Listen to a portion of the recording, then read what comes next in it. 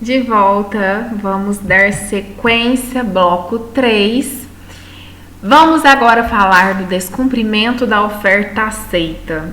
Fui convocada, aceitei a oferta e dei o bolo, não fui. E agora?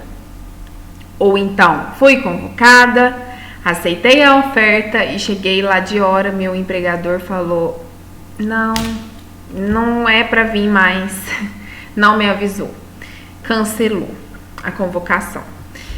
A parte que descumprir sem justo motivo pagará a outra parte no prazo de 30 dias multa de 50% da remuneração que seria devida, permitida compensação em igual prazo.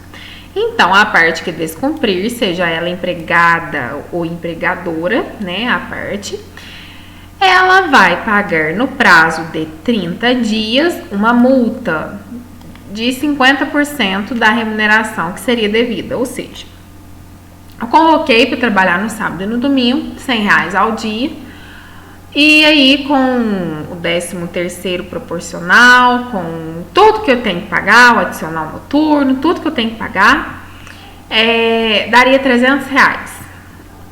Só que eu ia descumprir. Eu não cancelei, eu não abri meu bar, eu não avisei o empregado e ele foi trabalhar para mim e eu descumpri a oferta que ele aceitou. E aí que desses R$300 eu vou ter que, em 30 dias, pagar para ele 150, tá?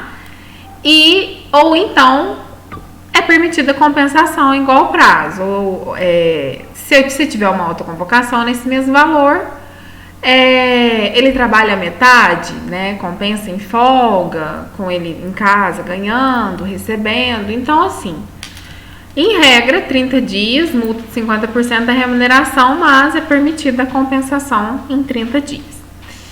E se o empregado aceitar e não for trabalhar para mim, mesma coisa, ele tem que me pagar metade do que ele receberia, que no caso é R$150, mas ele pode também trabalhar por um dia, por meio dia a mais, por exemplo, ou um dia a mais e compensar, tá? Então, é isso que fala o artigo 452A, parágrafo 4º. Aceita a oferta para o comparecimento ao trabalho a parte que descumprir sem justo motivo, mas se for justificado, não cabe isso aqui não, é sem justo motivo, quando a pessoa não justifica, não avisa antes, ela pagará então a outra parte, né, seja o empregado ou empregador, no prazo de 30 dias, multa de 50% da remuneração que seria devida, permitida compensação em igual prazo. Então, é isso que fala o artigo 452A, parágrafo 4º, tá? Igualzinho o último slide. Agora, vamos definir o que é período de inatividade.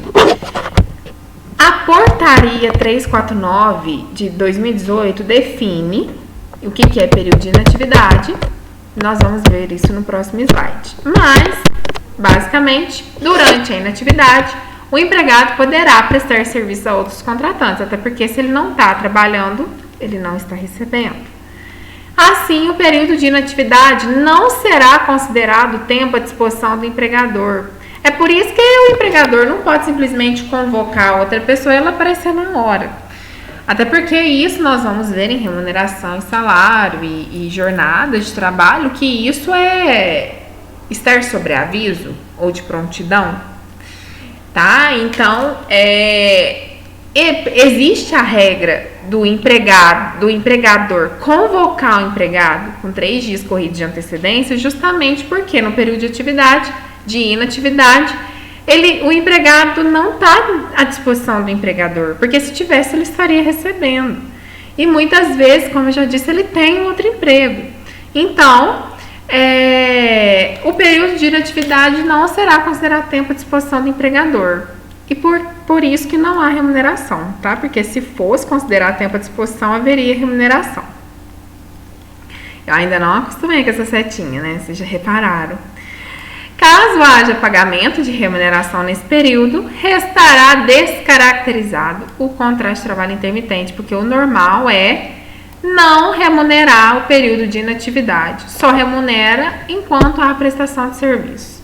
E há prestação de serviço com uma convocação de 3 dias de antecedência, dias corridos. O artigo 452A, parágrafo 5º, espero que vocês estejam com a CLT na mão e grifando tudo que eu estou apresentando aqui, porque é assim que se aprende, vendo também, procurando, lendo, fazendo questões. O parágrafo 5º fala então que o período de inatividade não será considerado tempo à disposição do empregador, podendo o trabalhador prestar serviços a outros contratantes, não só pode como deve prestar, né, para garantir pelo menos um fixo. E a portaria 349 de 2018 define o que é período de inatividade, como eu já tinha dito. O artigo 4º, para fins do disposto no parágrafo 3º do artigo 443 da CLT, que é justamente, vamos voltar aqui, 443, parágrafo 3º da CLT, 443, parágrafo 3º foi o que a gente viu no primeiro bloco, que define o que é intermitente. Intermitente, contrato de trabalho no qual a prestação de serviço com subordinação não é contínua, ocorrendo alternância de períodos de prestação de serviço e de inatividade. Ora eu presto serviço, ora eu estou inativo. Ora eu presto serviço, ora eu estou inativo. E o que é inatividade, então?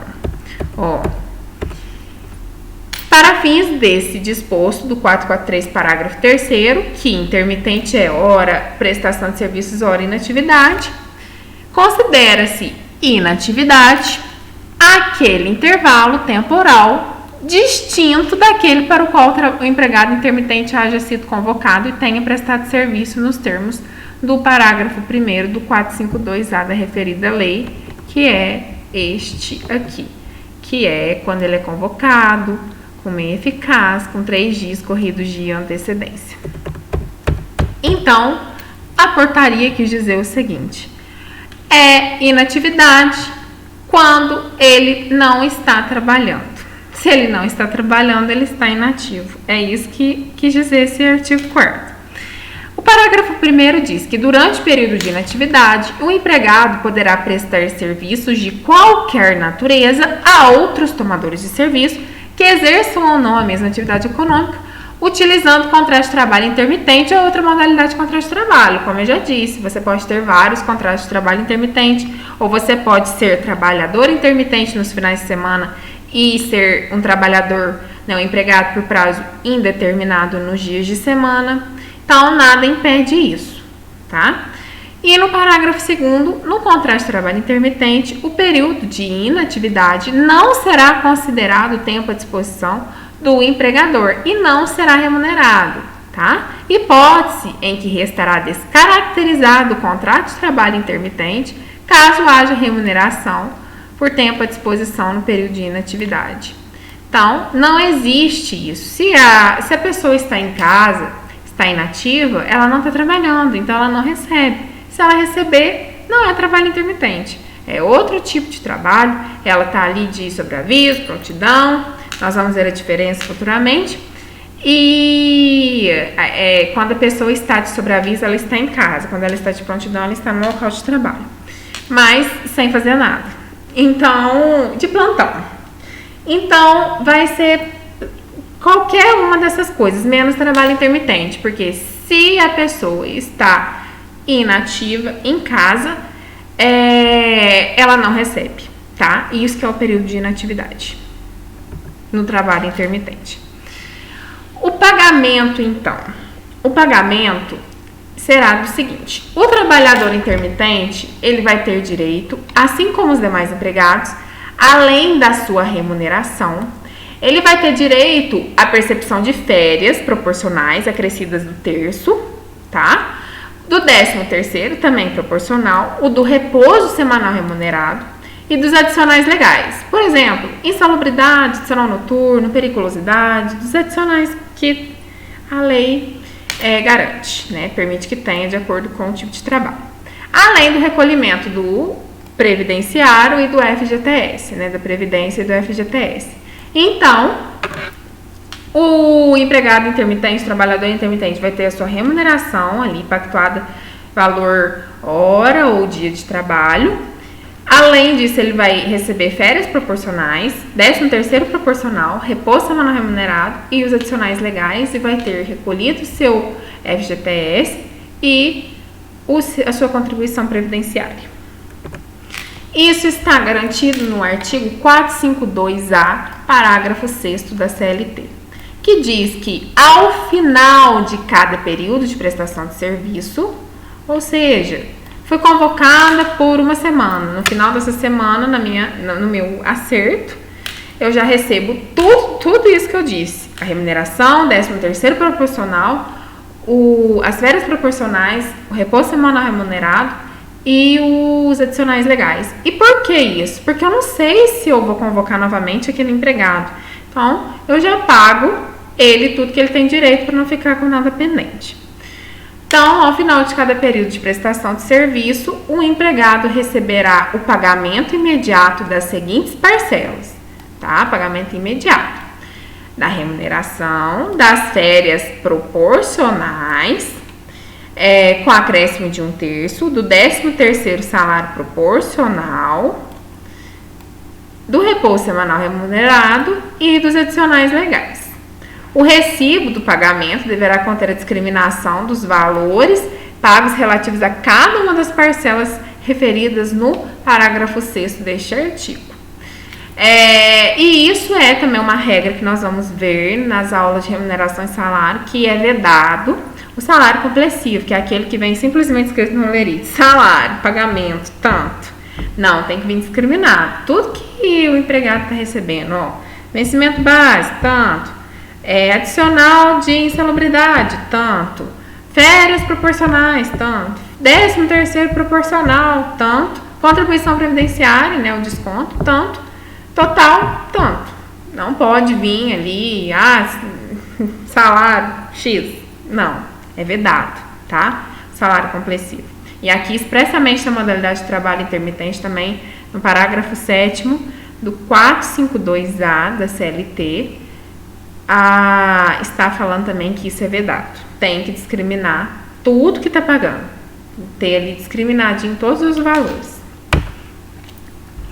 E o artigo 452A, parágrafo 8º, fala do recolhimento da contribuição previdenciária e o depósito do fundo de garantia, como eu disse aqui atrás, né? Primeiro, vocês já perceberam, né, que primeiro eu estou trazendo o que a pessoa tem direito, o trabalho intermitente, o trabalhador intermitente tem direito, e depois eu trago o artigo que fala aqui, tá? Para fixar mais ainda o conteúdo. Então, eu disse que tem direito à remuneração, férias, 13º, repouso semanal remunerado e adicionais legais. Aqui no parágrafo 6º está escrito isso. E além do recolhimento previdenciário do FGTS, que está escrito isso no parágrafo 8º da CLT, no artigo 452A, que fala que o empregador efetuará o recolhimento da contribuição previdenciária e o depósito do fundo de garantia de tempo de serviço na forma da lei, com base nos valores pagos no período mensal, e fornecerá ao empregado comprovante do cumprimento dessas obrigações, tá? Então, tem que pagar, mesmo sendo trabalhador intermitente, tem que recolher o FGTS, tem que pagar, tem que fazer a contribuição do previdenciário, de acordo com aquele valor pago, tá? E o artigo 6º da portaria 349 de 2018 do Ministério do Trabalho também fala a mesma coisinha, tá? Confirmou isso, né? Reforçou isso no artigo 6º. No contrato de trabalho intermitente, o empregador efetuará o recolhimento das contribuições previdenciárias próprias e do empregado, porque o empregador também tem que recolher, também tem que contribuir para a Previdência, né? No direito previdenciário nós vimos que nós sabemos, quem já estudou previdenciário, né? Mas quem ainda não estudou, não só o empregado contribui para a Previdência, mas também o empregador e também outras instituições. Também há pagamento que vai, a contribuição que vai para a Previdência. tá? E isso está na Constituição. Quem tiver um interesse de ver depois, pesquisa no YouTube sobre as introduções do direito previdenciário, sobre os artigos constitucionais do direito previdenciário, que tá ali na Constituição certinho. Eu até quero mostrar para vocês, então vamos mostrar para vocês. Eu não me aguento, então vamos mostrar. Constituição Federal de 1988, Constituição, vai estar mais ou menos no artigo 190, deixa eu ver, da ordem social, 194. Aqui está tratando da Seguridade Social, tá? Que dentro da Seguridade nós temos a Previdência, a Assistência Social e a Saúde. E aí, a Seguridade Social, agora virou aula de Direito Previdenciário, compreende, mas só para vocês terem conhecimento. A Seguridade Social compreende um conjunto integrado de ações de iniciativa dos poderes públicos e da sociedade, destinados a assegurar direitos relativos à saúde, previdência e assistência social. Então, é um tripé: saúde, previdência social e assistência social, a Seguridade Social. E aí, aqui, vai falar que a Seguridade Social, ela será financiada por toda a sociedade, de forma direta e indireta, nos termos da lei, mediante recursos provenientes dos orçamentos da União, dos Estados, do Distrito Federal e dos municípios, e das seguintes contribuições sociais, que aí é a nossa contribuição previdenciária. Aqui está falando do empregador, da empresa e da entidade ela equiparada, que aí incide sobre folha de salários, receita, ou faturamento e lucro. Então, a empresa, o empregador, além de ter que contribuir para a Seguridade, né, no caso, falando mais especificamente para a Previdência, além dele ter que contribuir sobre folha de salário, igual eu estou falando do trabalhador intermitente, que o empregador tem que fazer a contribuição do trabalhador intermitente e dele também, ele também tem que contribuir sobre a receita, o faturamento dele, sobre o lucro. E além disso, tem a contribuição do trabalhador, e também tem contribuição sobre receita de concurso de prognósticos, ou seja, de jogos de loterias, tá? E do importador de bens ou serviços do exterior, ou de quem a ele se equiparar, de quem importa produtos, tá? De quem compra produtos de fora. Então, só para título de curiosidade, que eu quis mostrar isso para vocês, a Previdência, a Seguridade Social, né, mas no âmbito geral, ela é financiada não só pelo trabalhador, mas também pelo empregador, de forma bem pesada até pelo empregador, também pelas loterias, pelos jogos que tem e pelo importador. Mas voltando ao trabalho intermitente, então o artigo 6º da portaria fala que no contrato de trabalho intermitente, o empregador efetuará o recolhimento das contribuições previdenciárias próprias dele mesmo e do empregado, porque quem tem que contribuir quando uma pessoa é empregada é o empregador, tá? Agora, se você é autônomo, você mesmo contribui. E o depósito do FGTS, com base nos valores pagos no período mensal, e fornecerá ao empregado comprovante do cumprimento dessas obrigações. Então, tal qual fala a CLT, tá? A portaria veio e reforçou. Então, outra coisa, sempre que o período de convocação exceder um mês, o pagamento das parcelas não poderá ser estipulado por período superior a um mês, devendo ser pagas até o 5º dia útil do mês seguinte ao trabalhado.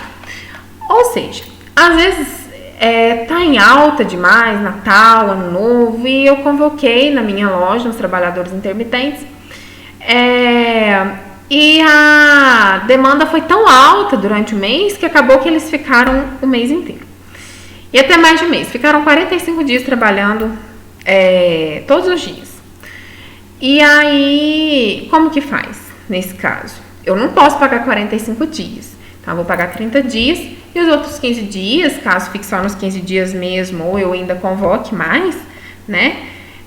Eu pago até o 5º dia útil do mês seguinte ao trabalhado, tá? Então, sempre que o período de convocação exceder a um mês, o pagamento das parcelas não pode ser por mais de um mês. ele deve pagar primeiro os 30 dias e depois, no outro mês, até o 5º dia útil, ele paga o restante dos outros dias. E isso fala na portaria também, no artigo 2º, parágrafo 2º. Na hipótese de o período de convocação exceder um mês, o pagamento das parcelas a que se referem o parágrafo 6º do artigo 452A, que fala das férias, 13º proporcional, remuneração, adicionais legais, fala daquilo, do repouso semanal remunerado. Então, o pagamento dessa remuneração, dessas parcelas, não poderá ser estipulado por período superior a um mês, devendo ser pagas até o 5º dia útil do mês seguinte ao trabalhado, de acordo com o previsto no parágrafo 1º do 459 da CLT. Tá? Então, isso só quando exceder um mês. Primeiro paga um mês, depois paga o restante. Agora, vamos dar uma pausa para não ficar tão extenso, senão fica cansativo, e depois nós voltamos com o 4º bloco e depois com exercícios. Tá bom? Espero que estejam gostando. Venham para o próximo bloco. Tchauzinho!